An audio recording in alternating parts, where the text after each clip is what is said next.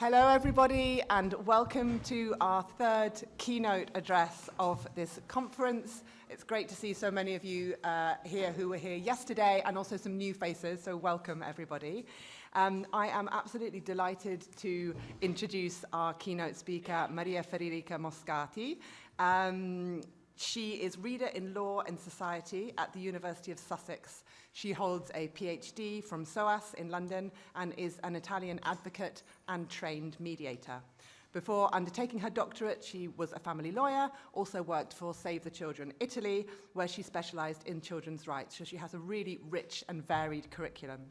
Her research takes a comparative and interdisciplinary approach, which is one of the reasons why we invited her to this conference, and we're so glad she can be here today, to investigate the interaction of diversity and the law. And she is now looking at how reimagining legal categories through dance can lead us to new understandings. She has analysed and published on issues concerning dispute resolution, comparative family law, children's rights, sexual orientation and gender identity, and their intersection. She is co-director for the Centre for Cultures of Reproduction, Technologies and Health at the University of Sussex, co-editor for EUP of the book series Comparative Legal Studies, Society and Justice, member of the editorial board of the Journal of Comparative Law, and also fellow of the Higher Education Academy. Marika's interests combine academic specialization with activism in support of queer people and children. As a cause lawyer, she has been involved in a number of domestic and European court cases, and for her research on mediation and non-heteronormative families, she has been awarded the National Mediation Award on Inclusion and Diversity. And in addition to all of this, as if that wasn't enough, drawing on her experience as a dancer, she has designed and launched an interdisciplinary learning initiative on dance in law, politics and sociology, and we'll be hearing a little bit about that today. She is one of the co-editors of the Queer Judgments Project and co-founder of Semia Fondo delle Donne. So it's an immense pleasure to have you here with us today. And today you're going to talk to us about dancing, queer kinship and the law. Marika Moscati. Oh, thank you. Thank you. Grazie. I need to stand.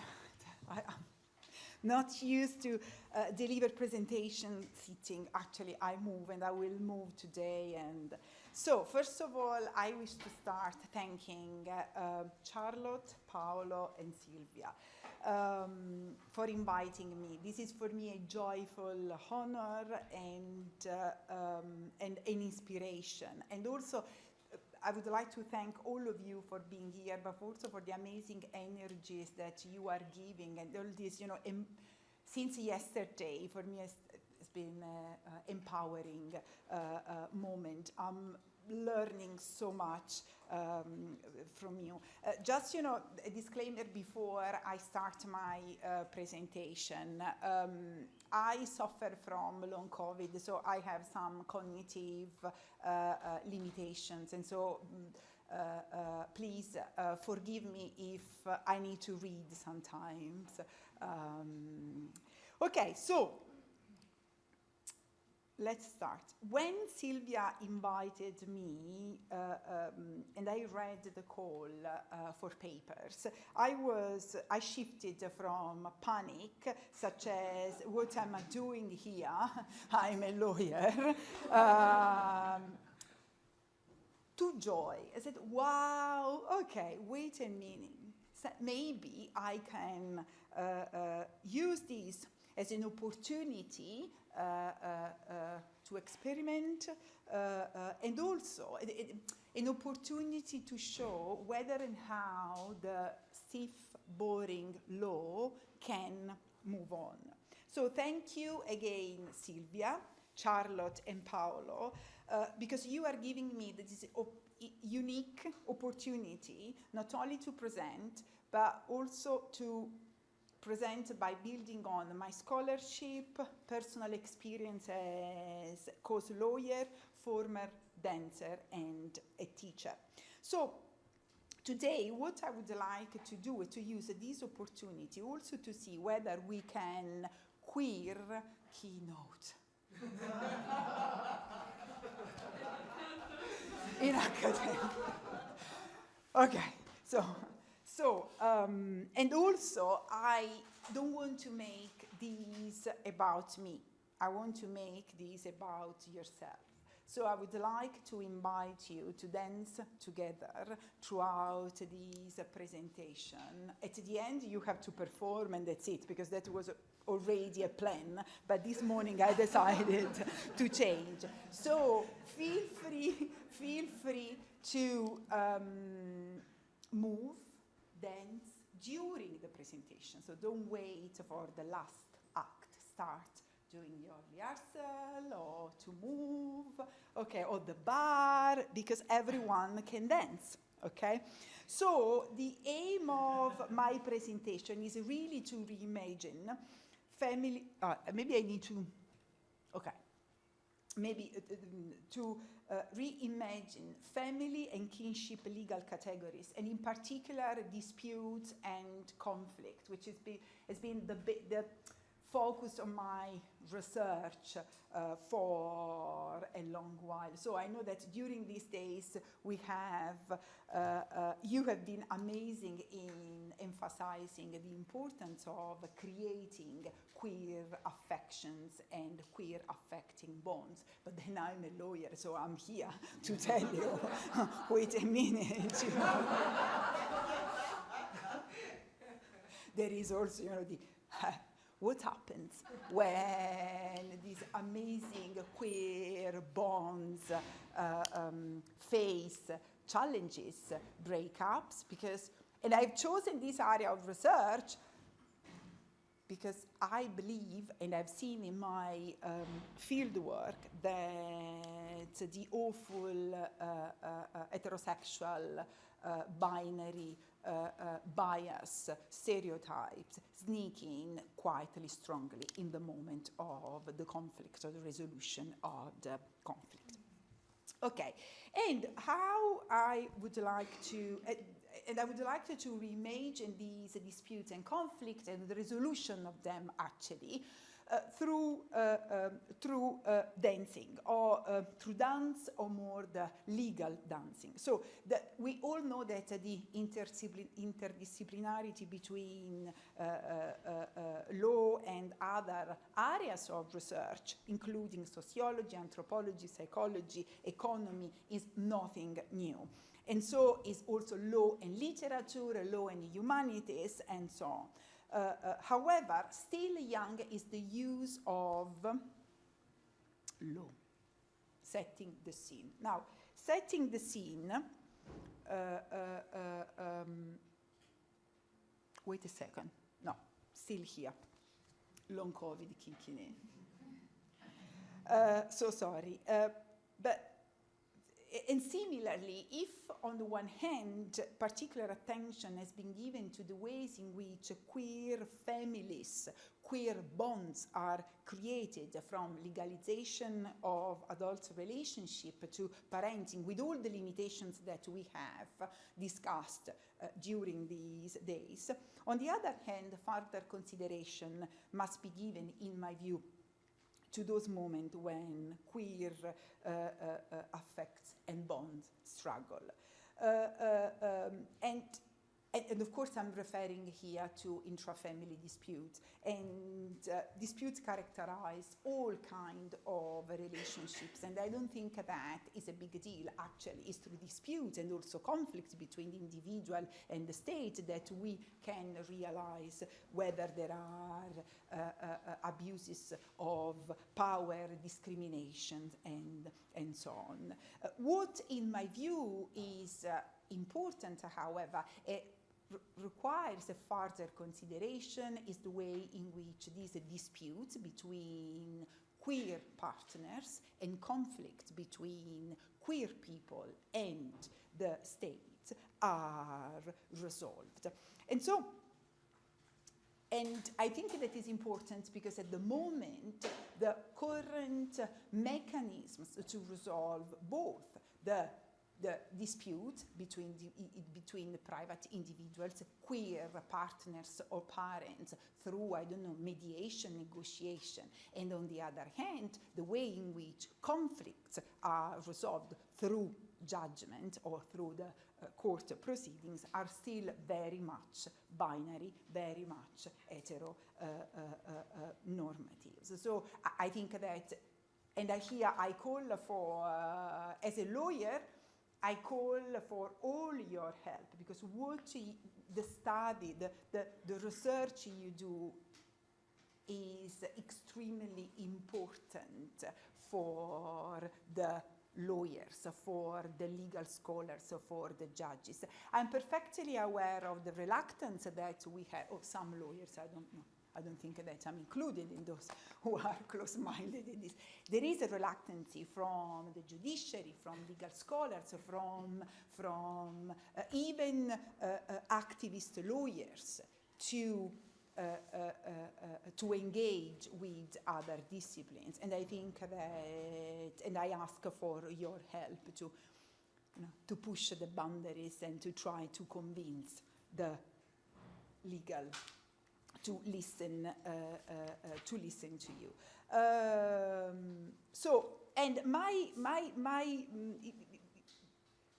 and why also I think about, that we need to look and to rethink about how we resolve disputes. Because at the end of the day, we know that by eschewing the concrete and essentialized gender-sex binaries, queerness is about movement, and so are disputes. However, the resolution is still stuck, both in private and alternative dispute resolution, but also in court. And in this experiment that I would like to do today, I will focus mainly on family mediation, which has been the base of my work for several years, but also, and we move to the judgment. I will present a queer judgment project that is a project that I'm developing with two colleagues, Professor Nuno Ferreira and Dr. Sen Raj, and I will explain these later on. And I think that if we reimagine these legal categories, the dispute and conflict, through dance, we can really bring, we can celebrate the affections, the emotions that unfortunately at the moment in the resolution of conflicts are not, they don't receive, in my view, enough attention. Now, I will start the scene, I would like here, so now querying the keynote, and so to add a bit of embodiment experience to my keynote, but also because, why I'm doing this, because I think that inevitably through disputes and conflict, and the resolution of disputes and conflicts, through both private mechanisms or court proceedings, there is a lot of embodiment, but also there is a lot of transformation of queer bodies. So I will start by setting the scene, but because I want to use the law as both as a metaphor and also as method, maybe we can call it as warm-up, or as a classic ballet dancers used to call it, is the bar. So just, doing the simple exercises to become conscious about who we are and to feel also what we are listening to. Now, and I will then, my being at the bar for me means to give you an idea of the relationship between queer kinship and the law that you can see here already is a non-harmonious non-harmonious relationship. And then I will say something about the reasons of disputes and conflict, and then drawing upon the work of Isadora Duncan, Maurice Béjart, and Martha Graham, I will explain why, in my view, we can bring in dance into the resolution of conflict. And then I will finish with introducing to the Queer Judgment project, with the aim to celebrate and never to assimilate. Now, since it's about you and it's an experiment to see how we can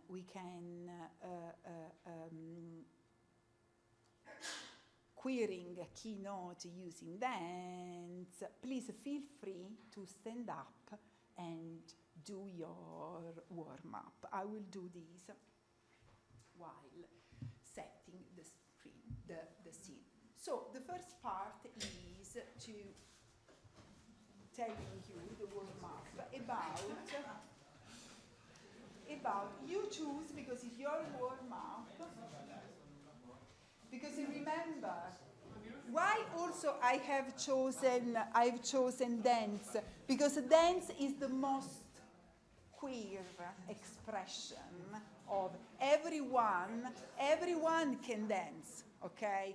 Regardless the boundaries, regardless the styles, everyone can dance. So 6, 7, 8, let's dance. Allora, let's move to the this relationship and setting the scene, the bar. So how is the relation between the queer kinship and the law? Actually is a non-harmonious relationship, okay?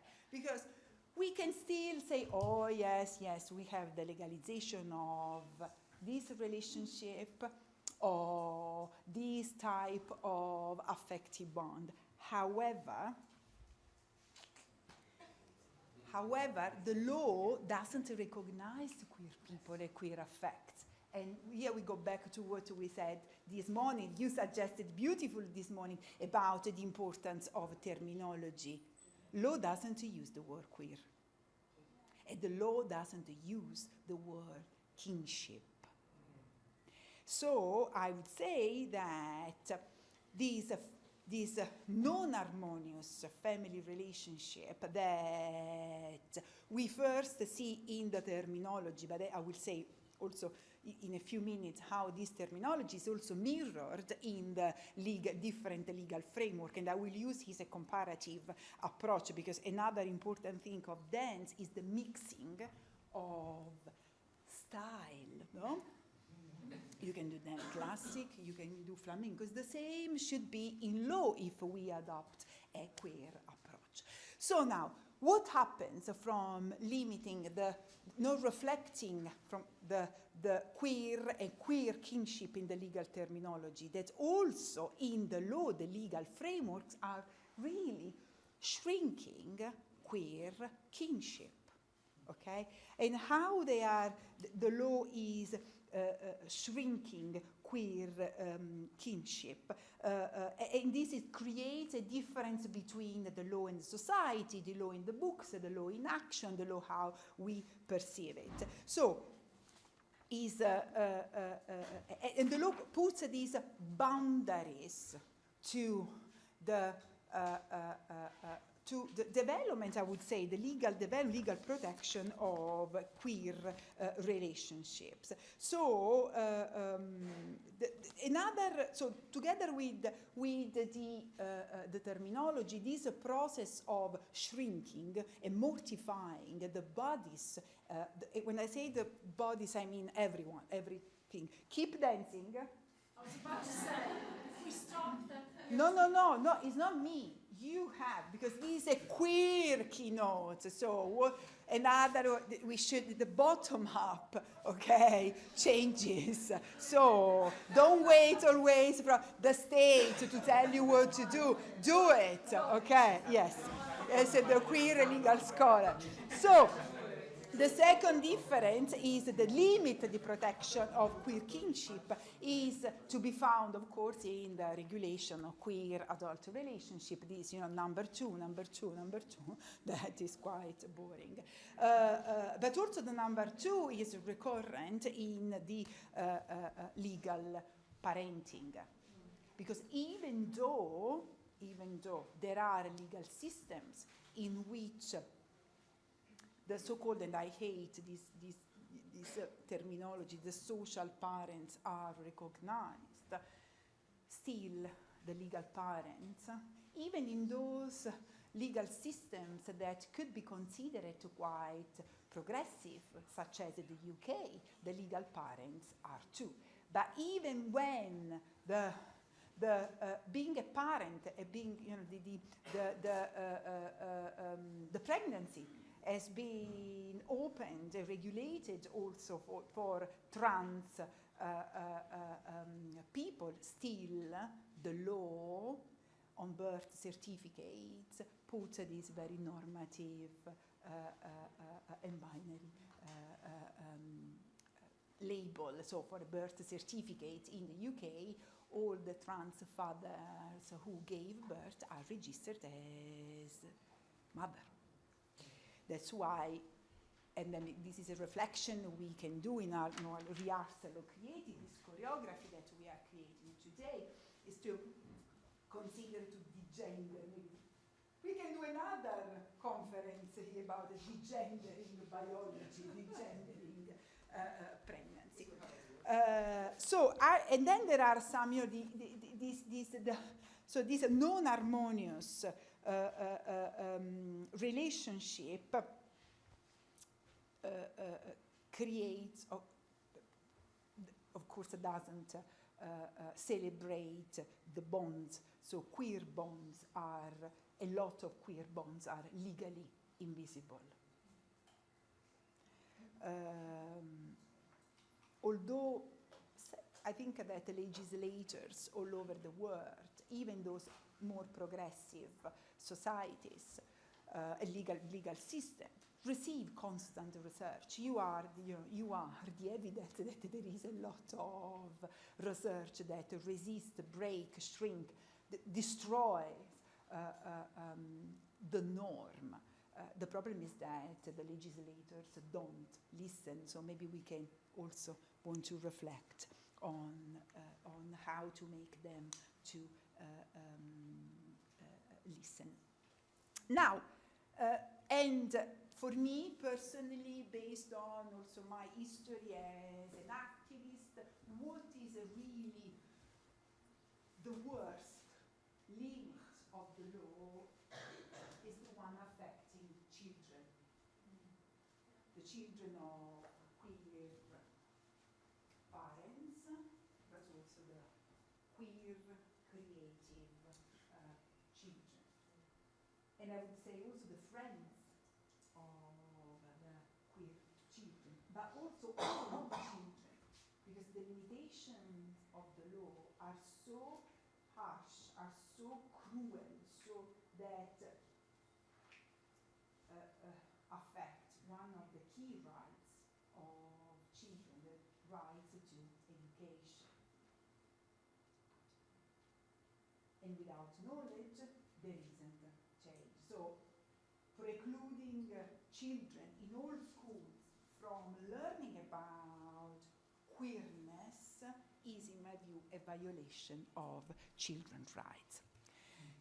Okay.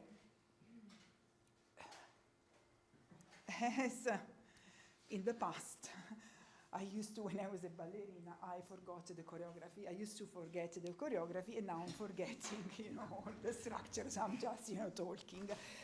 Feel free. So now, let's move to queer kinship between disputes and conflict. So I have used here two visual, I wanted to give you some visual aid about what I'm going to say. So here we have a picture taken during a Pride in London. I'm there somewhere. And this was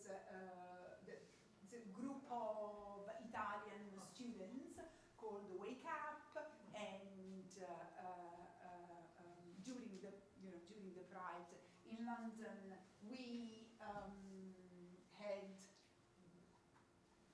these, placards on love makes a family, and so the idea at that time was a strong debate about not only the that awful law, which is the law on the civil unions, but also on we wanted to make the limits and the discriminations that the children of same-sex couples were victims of in Italy visible at the Pride in London. And but here I have put a picture from a little leaflet for children that I wrote some years ago concerning the disputes in.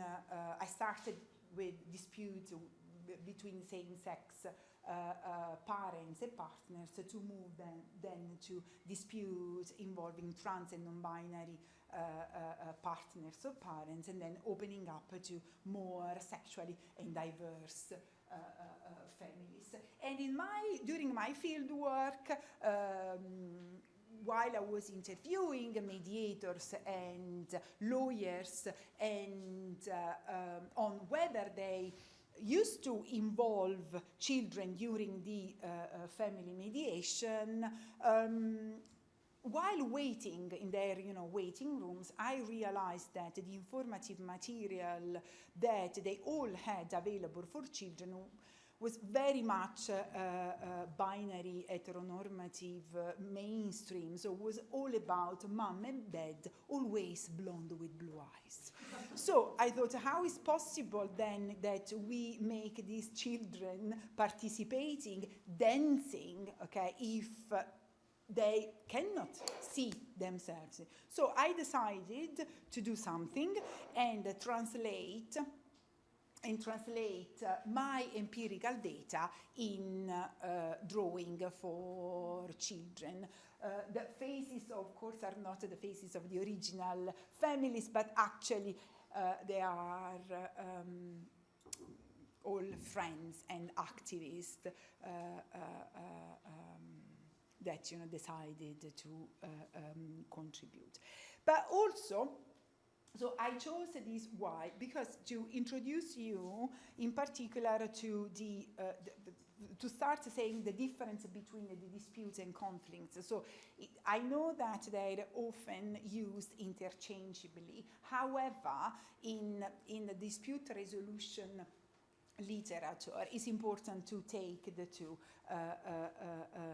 or at least I'm part of those who believes that it's important to take dispute and conflicts separated. And here we go back to dance, okay? So contamination is important, but sometimes we need some rigor in keeping the differences. So in a dispute, disputes are created according to Abel, Sarat, and Felsiner through a process of naming, blaming, and claiming. And the first important step is the naming, to become conscious about the injustice, the wrong.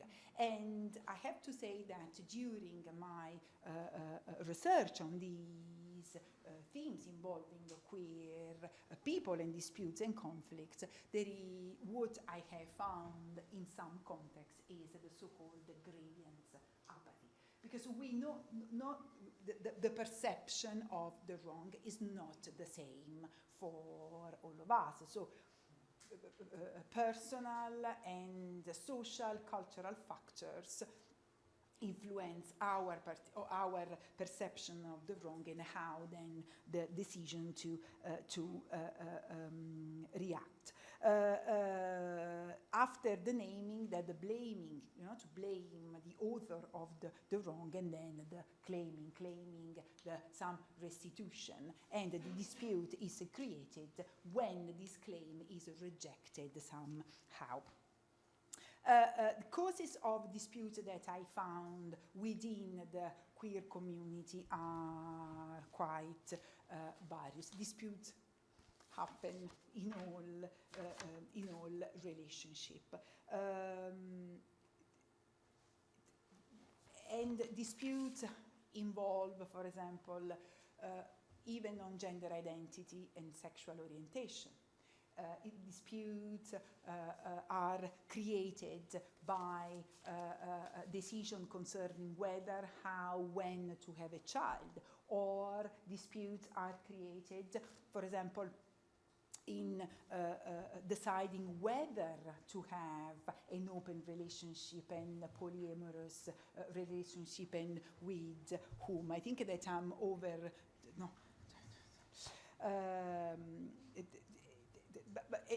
For me, what was extremely interesting to analyze,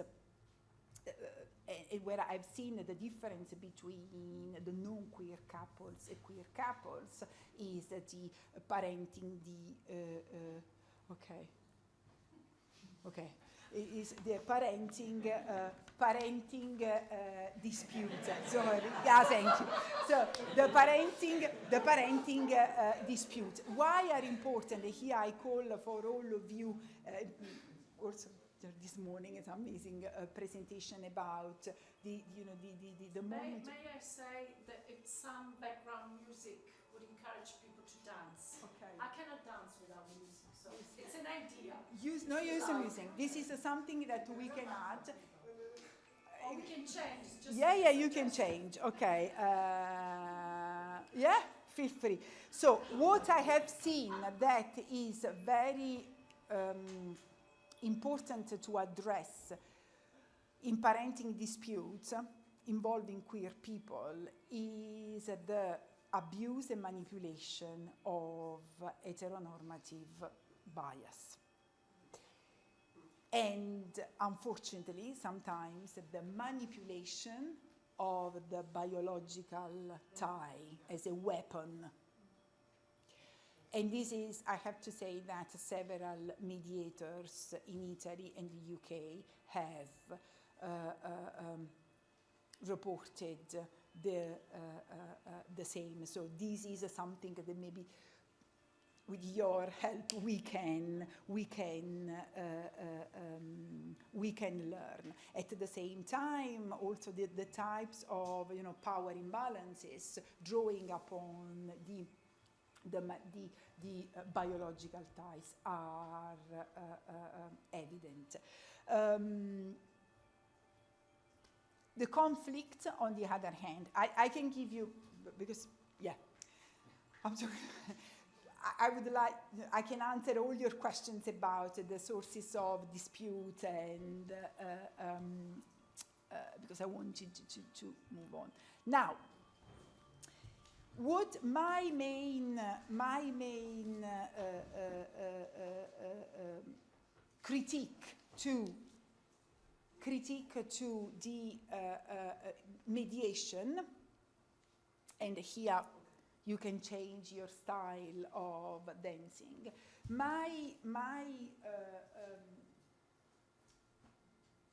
And here we move from the bar, we can move to the center, no? So we can bring in some, you are more conscious about your body, you are more conscious about your knowledge, and you start leaving the bar, your aid, and so the low, black letter low, okay, that reduces to the bar to see if we, all of us, queer and allies, use our consciousness and our queer consciousness can actually help the resolution of the disputes, intra-family disputes, through dancing. Now, and here a bit of background. The legal dance, here I draw upon the work of Siena Moscati. He has written this beautiful paper that I keep reading like a beautiful choreography, that you read and then more you read, more not only you understand, but more you feel, the more you put yourself, the more you try to use it for your work. And so in particular, Siena Moscati has used and suggested to move from using metaphor to methodology. And so in his paper, he draws and he gives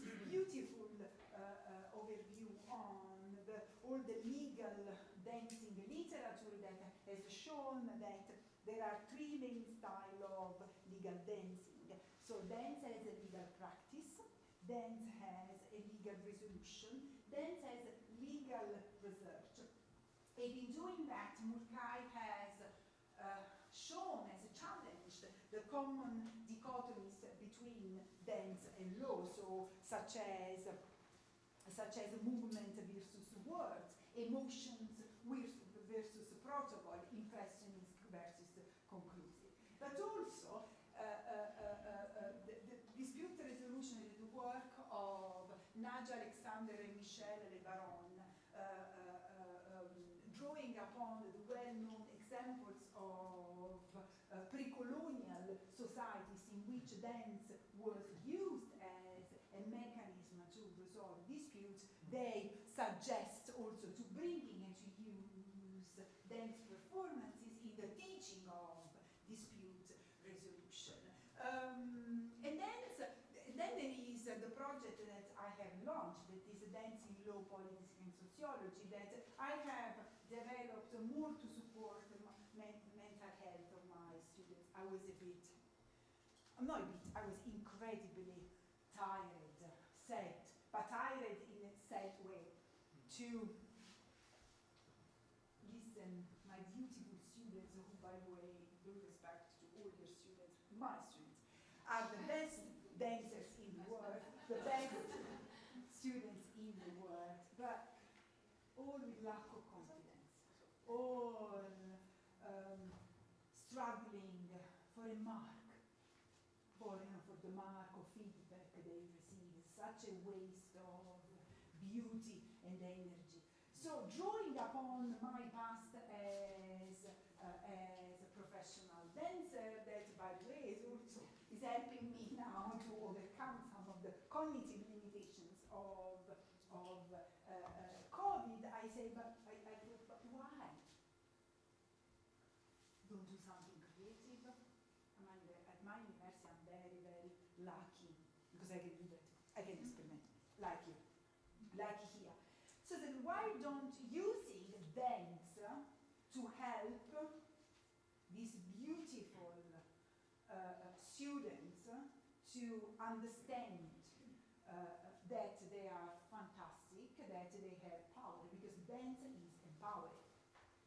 Dance can empower. So I started this pilot in which I teach every week 1 hour of dance, depending on the styles, and then we have 1 hour of conversation about an aspect of social justice that dance has addressed. So we have talked about the stigma, and we could talk also about queer, because this is a beautiful picture of one of the ballerinas of the Trocadero, the Trocadero de Monte Carlo. So again, a queer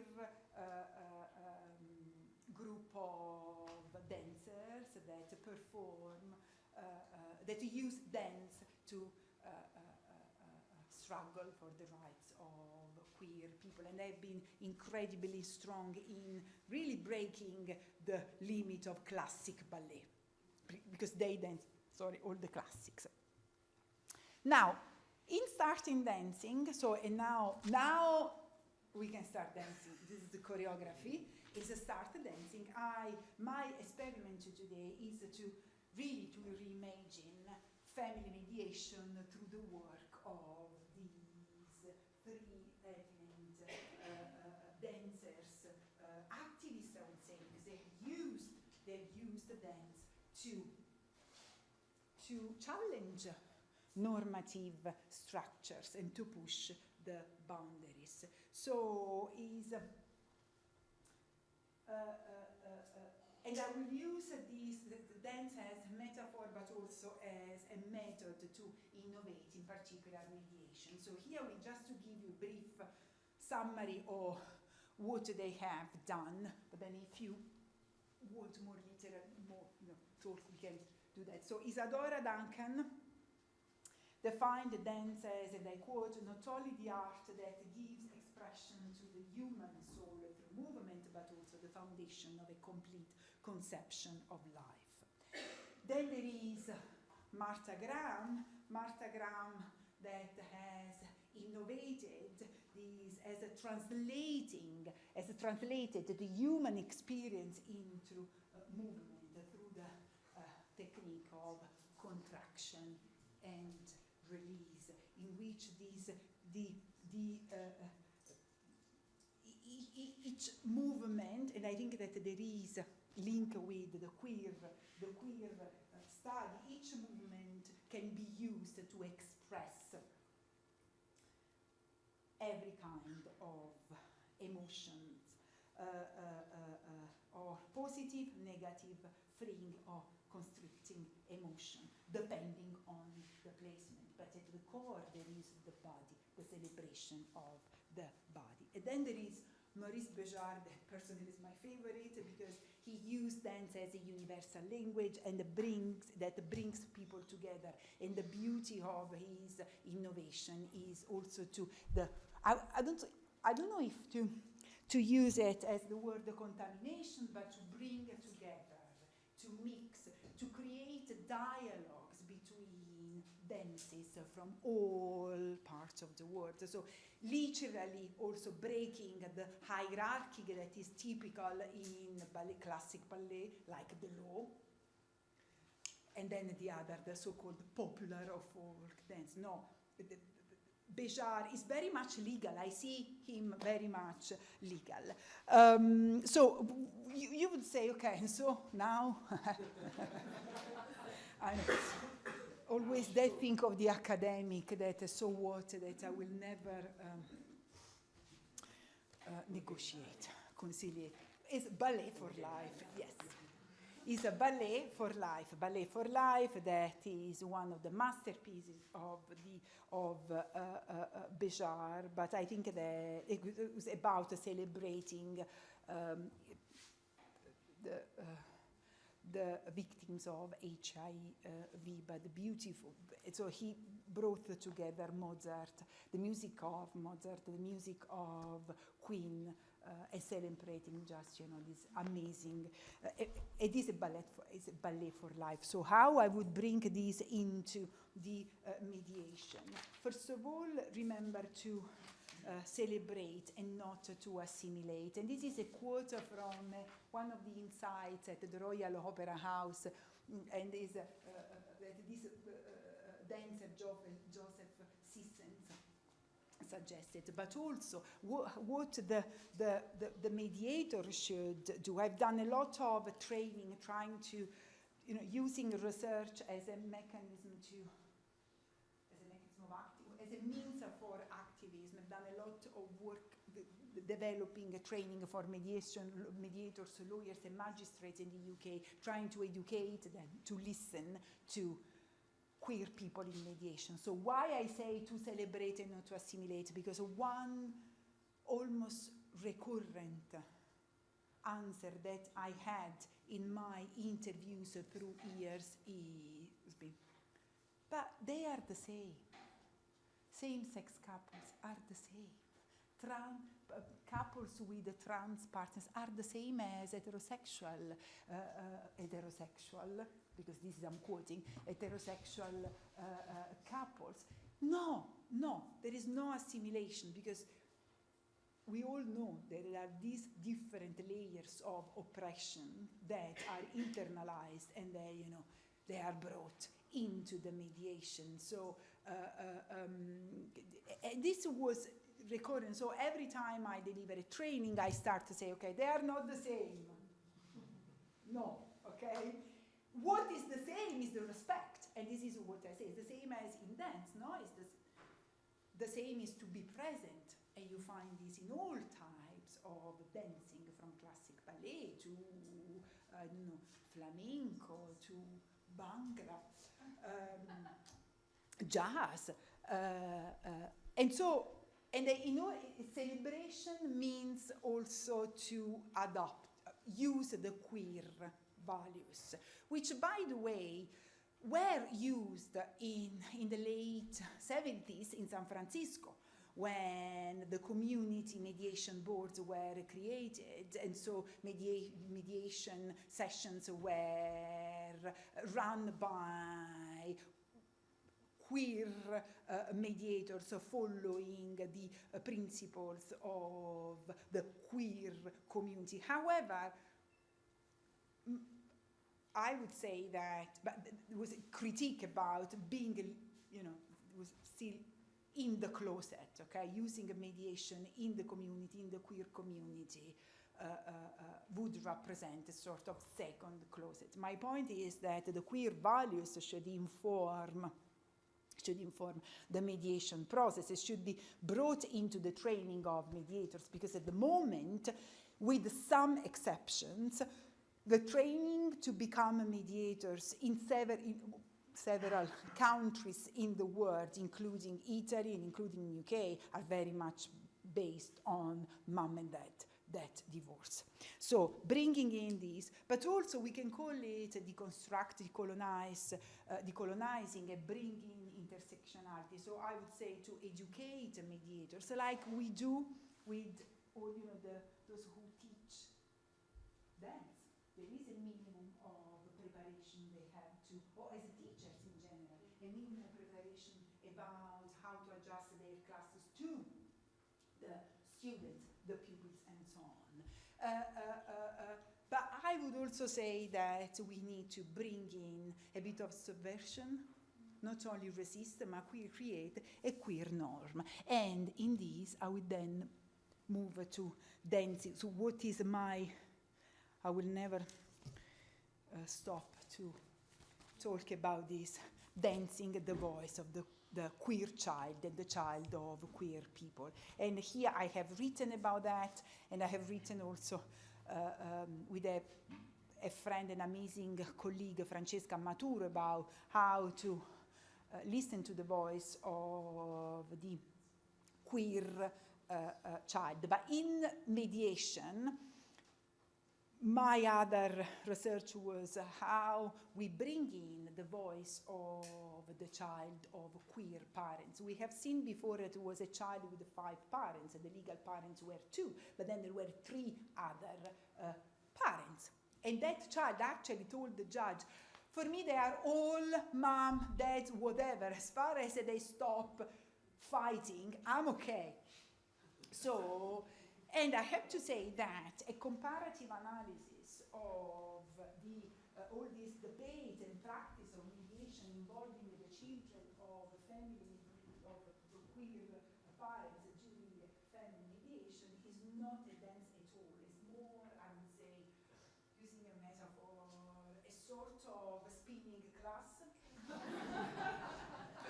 So all the present or mindfulness. So be present, be conscious, celebrate, use all the body, okay, and use the technique to create, to unleash emotions. Totally end. Why? Because the research and the debate and practice are still focused on a child with 2 parents. And so there is the need to answer questions like, but if the parents are 5, okay, and even the parents are 5, but 2 are in dispute, what about the others? Who has to give the consent for the child to be involved? Who makes the final decision? How many people you involve? And unfortunately, because of a process of institutionalization and formalization, very much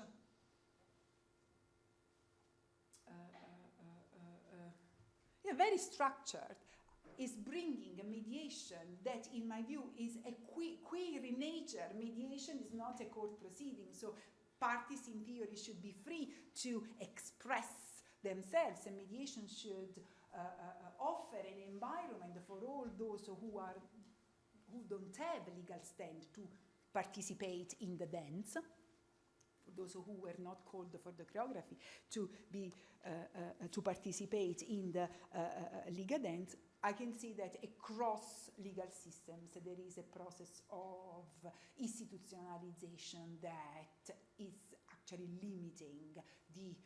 limiting the voices of queer families. Okay, so at the same time, there is the solution that I found, that I have suggested for listening to or bringing in the dance, the family dance, the child of queer parents, but also to bring the dance of queer children on stage, because there is also something now in dance, in particular classic ballet, but you can see here, children are not treated as minors, and no, because the rigor is the same that is required to adults. The performance is the same. So that's why I would say, let's bring dance here, let's make these children dance. How?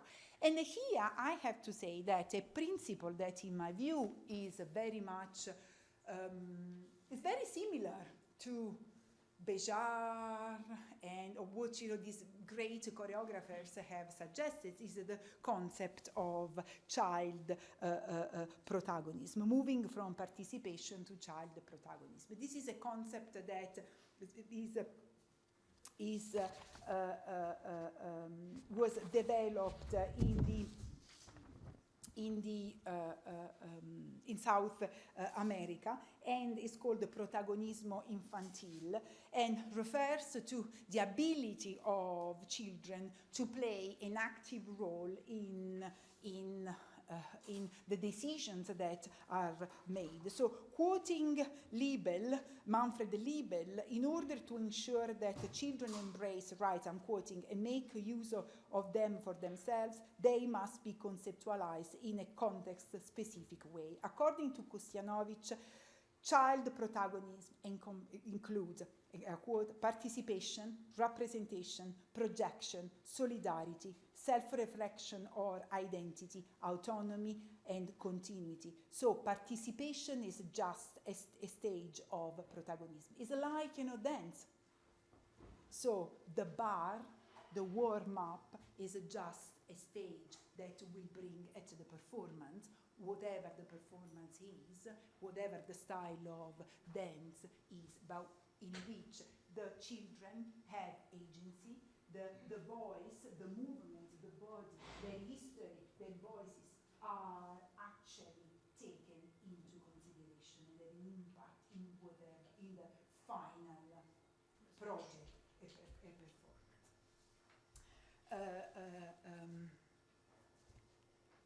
And here with Francesca Maturo, we have used the concept of child protagonist, talking about decisions about gender. Now, moving from mediation, we want to dance, and we want to bring in, we want to queer also courts. And this, I come to to a beautiful project, a dance, a ballet, a celebration of queer legal scholars also, the Queer Judgment Project that I have the pleasure, the honor to co-edit with. Feel free to go on to visit our website that we constantly update with Dr. Sen Raj, Professor Nuno Ferreira, and that has been my J-Lo moment talking about dance. I had this, I'm J-Lo, I'm blonde, so I cut all my hair or something. But I had a moment of, I wanted to be J-Lo, and I was J-Lo. Okay? Yes. Now moved. Okay, so what is the Queer Judgment Project? The Queer Judgment is an opening where we invite scholars to rewrite judgments that, to different extents, on different topics, have dealt with queer people. And then we we rewrite those judgments from a queer perspective. And This is not the first rewriting project that has been developed. The first one was the feminist rewriting. They started this beautiful area of research activism. There is the Children Judgment Project, the Earth Law Project, and so on. And we are this. This is the second point. We are dancers, we are teachers, we are students, we are lovers, we are jokers, we are fighters, we are friends, we are. This is the opening of our introduction to the edited collection. So we brought together scholars from all over the world. We had 2 workshops trying to address questions of how to queer a judgment, which are the mechanisms that we can use, the terminology we can use. So we had, during the lockdown, 2 workshops, and we decided, now I'm summarizing what we have done,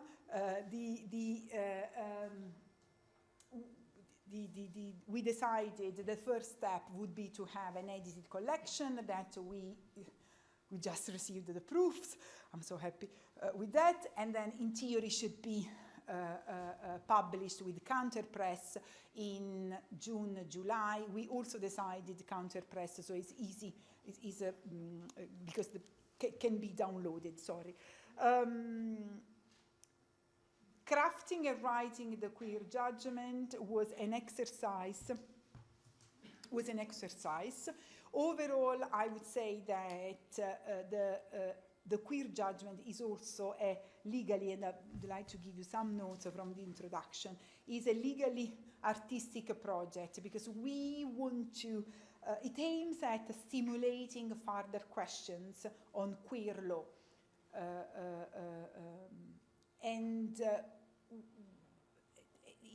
And we wanted also to share with the reader and with you today some moments that symbolize our legally artistic project, in the particular the flower, that is an open flower, but also the creation of a queer norm and then the queer judge.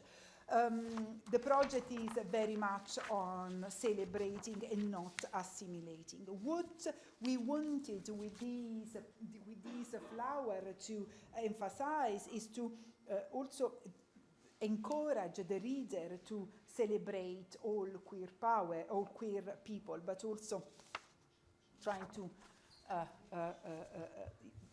involve them in our journey.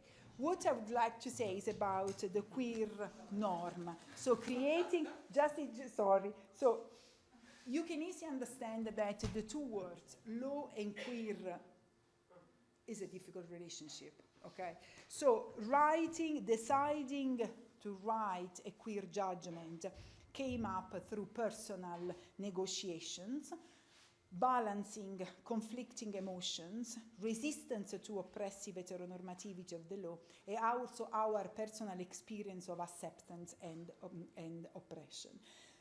The motivations were several. For some of us, writing for this project has been an exercise of resilience. For others, a further step towards decolonizing knowledge and law. For others, as in my case, has been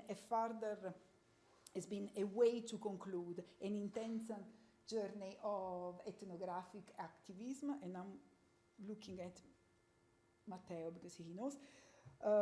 And so it was a struggle for us, but at the end, and to put it joyfully and using Raffaella Carrà words, we thought that many times unconsciousness is the path to virtue, arguing to love each other and more and more. And so we argued, shall we write? No, because it's not too queer. How we write is not queer if you write like a judgment. So, but we argued, we agreed at the end, and we wrote. So we had a variety of rewriting, from using the more orthodox template of writing a judgment with some queer input. For others, queer came by queering the language and also claiming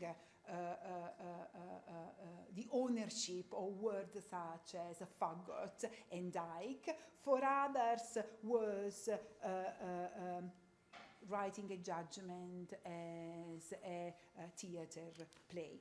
And then in visualizing and also in trying to give an example of to the reader, a dancing with the reader. We invite the reader to dance with us, because also as dancers we have tried to celebrate the body of the queer people, that through judgment, and in these collections there are several of these judgments that show how the original judgment have vandalized, suppressed, limited the bodies of queer people. We want to actually celebrate all of them.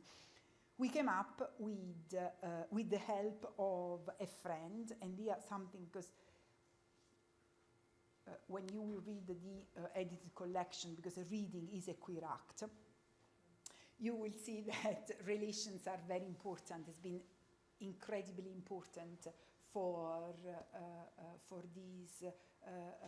the developing of this project. With the help of a friend, Barney Ashton Bullock, I came up with this poem. Now, the queer sorry, judge. No. The queer judge provoked. Oh,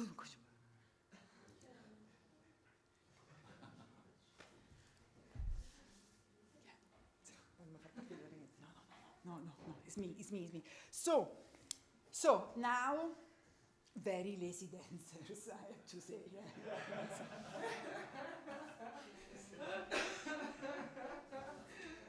Okay, so I would like you to dance with all the queer judgment and to do a bit of interpretative dance. And here there is a recording of this poem. The voice is the voice of my wonderful, super talented and beautiful colleague and dear friend, Professor Nuno Ferreira. And I would like you to move and dance and to feel and to perform for a moment the queer judge. Pretend that you are a judge and you are performing, so give a movement to the words of this poem. The poem is based on actually a summary that I've done of the key words that every contributor to the queer judgment has used to describe the queer judge. Before we start with this, I would like to thank you and also to apologize for moving, from the be structured enough in my presentation, for this incredibly Sophia Loren accent that I know that I have. I'm quoting a student, so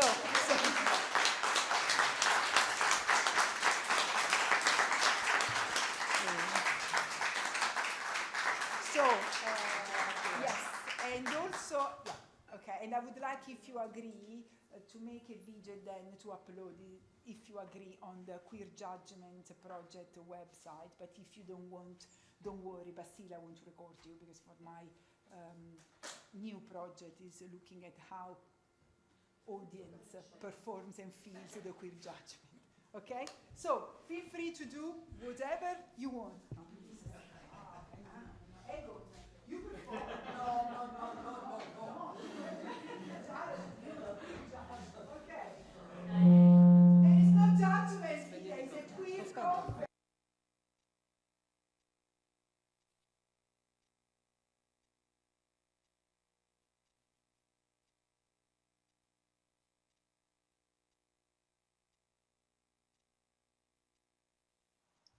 The queer judge. The queer judge provokes, as and when needs must. The queer judge is rigorous, impartial, a builder of trust. The queer judge is often droll, employs wit, can humor us. The queer judge elevates the parties, claimants, both in their reveal and their vent. The queer judge wields spirited sensibility, applies it to other sensitivities, is well-intentioned, well-meant, changes hearts and minds bit by bit. The queer judge doesn't compromise, broker the irrelevant or inopportune, can revise a perjurer's hateful tune. The queer judge utters words like dyke, homo, faggot, to show that queer ownership of such words matters. The queer judge is attentive, alert, listens to the meanings beyond the words. The queer judge slaloms through the archaic laws that produce the same old outcomes as before. The queer judge makes sure the oppressed and marginalized are seen and heard in the eyes of the law. The queer judge aims to aid the cause against the heteronormative, the racist, the classist, the ableist, the colonialist. Prejudice? The queer judge will not stand for it. The queer judge is empathetic to the charge and course of emotions. The queer judge is a visionary for what justice could and should be. The queer judge is a choreographer of curiosity, respects and reads the signs of prosecuting, and defends minds and bodies. The queer judge makes resilient, informed judgment to mitigate past injustices against all of us othered, so that we are no more smothered in prejudice and ignorance, intended or otherwise, and in this way the queer judge opens all of our eyes.